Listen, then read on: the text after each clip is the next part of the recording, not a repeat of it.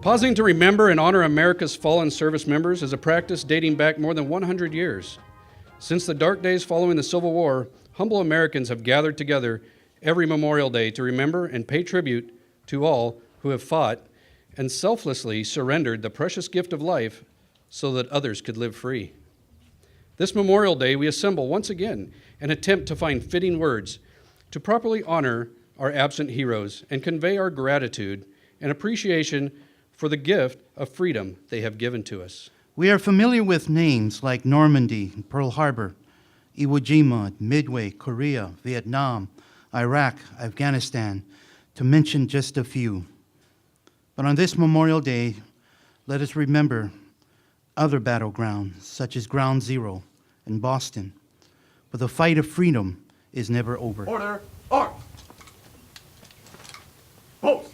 Every Memorial Day, I try to go to a neighbor island service because I think it is really important for all of us on all of the islands to know that we are together in observing Memorial Day all across our country. Hawaii is home to generations of heroes from World War II to Afghanistan to Iraq, and honoring the stories of those who paid the ultimate sacrifice and their families should be something we do every day. And for those of us who are here, we can each serve in our way by giving back to our communities. And this is something that I think, especially on Memorial Day, as we remember our loved ones, how can we best remember them? How can we best serve their memory? And that is by being engaged in our own communities, by making the lives of those in our communities a little bit better, and that we serve. Mahalo nui loa. Aloha. God of all generations, what are we that you care for us? What is our worth that you take account of us? We are breath, a passing shadow, but you are the God of heaven and earth. None who trust in you shall be forsaken.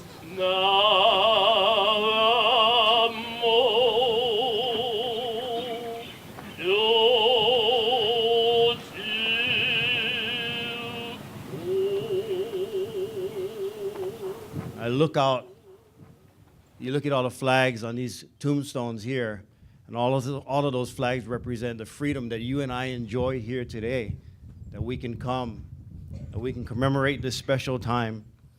It's for freedom. In Galatians chapter 5, verse 1, Paul writes about this freedom. He says it clearly. He said, "It is for freedom that Christ has set us free.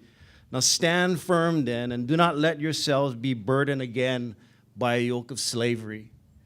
And we're reminded each and every day when we look out here that freedom isn't free.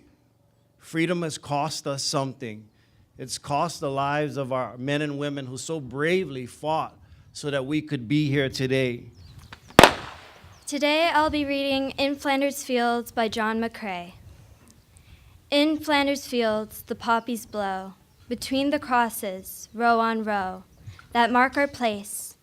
And in the sky, the larks, still bravely singing, fly, scarce heard amid the guns below.